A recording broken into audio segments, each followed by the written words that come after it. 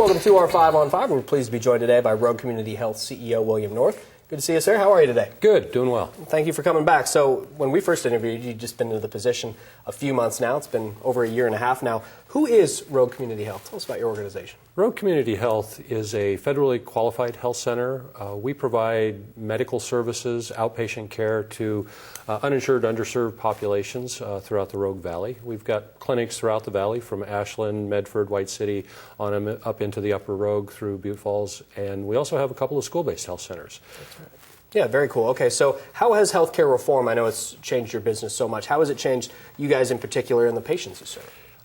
Really quite dramatically. When I first arrived in January of 2014, healthcare reform had just been implemented January 1st. And so the state has seen significant changes over the last 18 months or so, particularly in terms of the number of people who now have access to healthcare services. The number of individuals who are eligible for Medicaid has increased dramatically. And so from our perspective, what's happened is we've had a huge increase in the demand for services that we provide to patients throughout the Rogue Valley.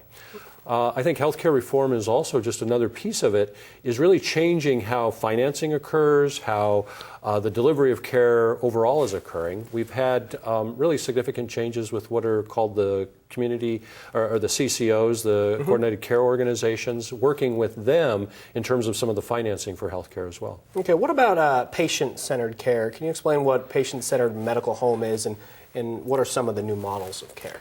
Yeah, definitely. The state has what they call the primary care patient-centered home, and nationally there's a program for patient-centered medical homes as well. And it's really a certification for team-based care, and it's a model that really puts the patient at the center of the services that are being provided.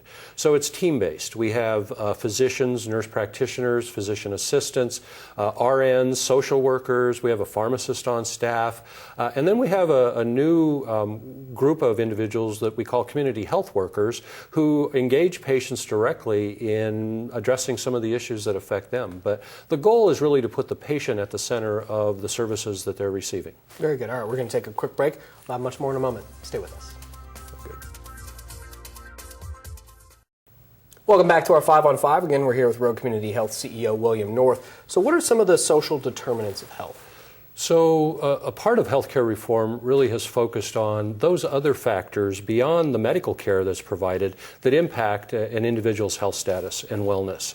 So those factors include things like housing or food insecurity, maybe education fits into that. If you're a single parent, perhaps child care is an issue.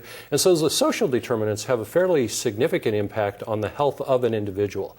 What happens in the exam room, maybe genetics or environment, has maybe 30% of the impact on health and wellness, whereas the social determinants and economic factors really have a bigger impact on the health of patients, is what the experts are telling us. Okay, and you mentioned financial, maybe this leads into that. What are the alternative payment care model? What is that? Well, so alternative payment is something that the state has contracted with federally qualified health centers such as us to provide services on more of a capitated basis or on a membership basis. So what it allows us to do is, instead of being driven by the fee-for-service environment, see a patient, get paid for that patient, we're able to create a membership group and then provide services to that membership based on the needs they have.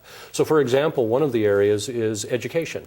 We think having an educated healthcare consumer is very, very important. And so we've developed classes and programs to do that. We've had a class last night that provides those services on stress, for example. And by doing that, patients have more information to make better informed decisions about the health care they're receiving. Interesting. All right, very good. Yeah, giving them some control over it and letting them initiate that kind of improvement. We believe they need to be in control of their own health care. Yeah, very good. All right, so you guys have an event coming up in early November. Tell us about that. We do. So we have our annual luncheon. We're naming it the Rogue Way to Health. It's the ticket to health. And what we do is once a year we'll get together and we have maybe 350, 400 community leaders in the community come. Wow. We talk about our programs, our services, where we're going moving forward. We are focused on more integrative health, more along the lines of how we deliver services where patients are at, whether it be perhaps in community events, in their workplace, and other locations. And so we've got some fairly interesting things that we're going to be presenting. Very good. That's November 4th. It'll be at the Rogue Valley Country Club, noon to 1 o'clock. And would invite anybody to call us if they're interested in potentially attending. Okay, and they can call or find more information on the website perhaps They can. as well? They Okay. can. Very good. Good to see you again. Thanks so Very much good. for being here. Appreciate it. it. All right, stay with us. We'll be right back.